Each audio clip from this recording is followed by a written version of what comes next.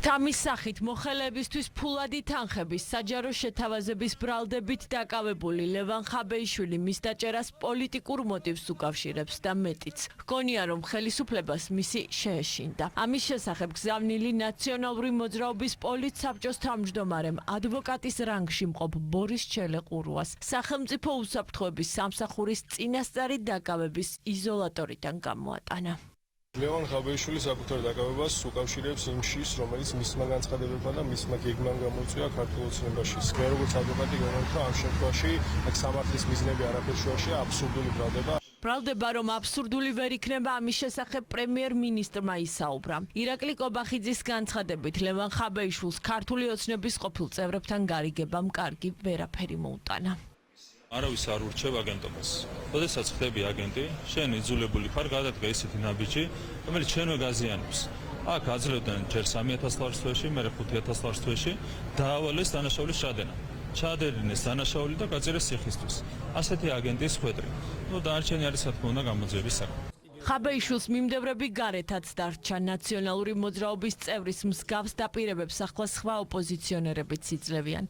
ამტკიცებენ, რომ ქთამის საჯაროდ შეთავაზების ბრალდება პოლიტიკურად მოტივირებულია. დააკავეს ლევანი აბსოლუტურად გაუგებარი წარმოუდგენელი აბსურდული ბრალდებით, ვითომ ვიღაცას თავაზობდა ქთამს. კანონის საფუძველზე საბიუჯეტო ასიგნებებით გათვალისწინებული ჯილდოს და პრემიის შეთავაზება როგორ შეიძლება იყოს ქთამი, ამაზე თქვენ თვითონ გაეცით პასუხი. მე შემიძლია გავიმეორო იგივე, დიახ, ძალოვანი უწყების წარმომადგენლები, რომლებიც არ შეასრულებენ უკანონო დავალებას, მიიღებენ პრემიერებას ხელისუფლების სულების შემდეგ სახელმწიფო ბიუჯეტიდან. ქართულ ოცნებაში ოპონენტებს კანონმდებლობა კიდევ ერთხელ განუმარტეს. მმართველი პარტიისთვის ბრალის აბსურდულობაზე გაკეთებული განცხადებები უსაფუძვლა. მათი განცხადებით, ხაბეიშვილის შესაძლო დანაშაულსა და ქართული ოცნების წლების წინანდელ საარჩევნო დაპირებებს შორის პარალელების გავლება სასაცილოა.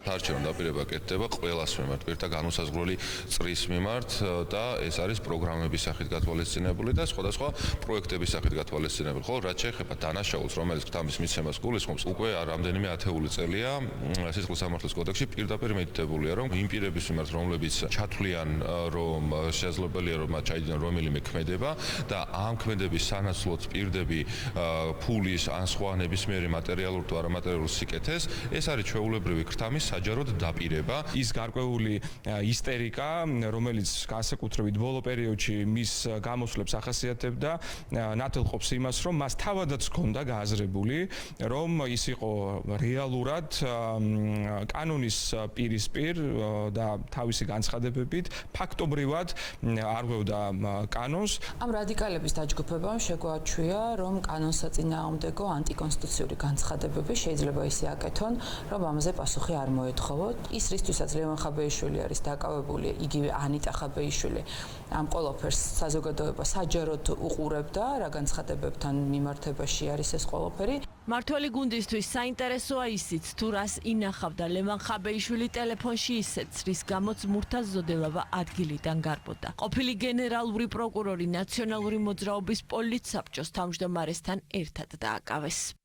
ეჭვებს იწვევს თვითონ ის გარემოება, რომ ტელეფონი გადასცა და ამ ტელეფონით მიმალვას აპირებდა ზოდელავა. რა აჩნია, რა არის ტელეფონში ისეთი, რომლის დამალვას, ანუ რაღაც დანაშაულის ხელშეწყობას ზოდელავა აპირებდა თუ არა. თვითონ იყო საკმაოდ ისეთი პროკურორი, საკმაოდ სისხლიანი პერიოდი გამოიარა მისი ხელით ძალიან ბევრი ისეთი საქმეები იქნა შეკერილი, რომელმაც დაანგრია ათასობით ოჯახის მომავალი. თვითონ კარგად უნდა ესმოდეს, რომ თუ კი რამე დანაშაული არსებობს და ამ დანაშაულის დაფარვაში შენ ასე აშკარად ღიად ხელს უწყობ, რასაკვირველი პასუხი მოგეთხოვება.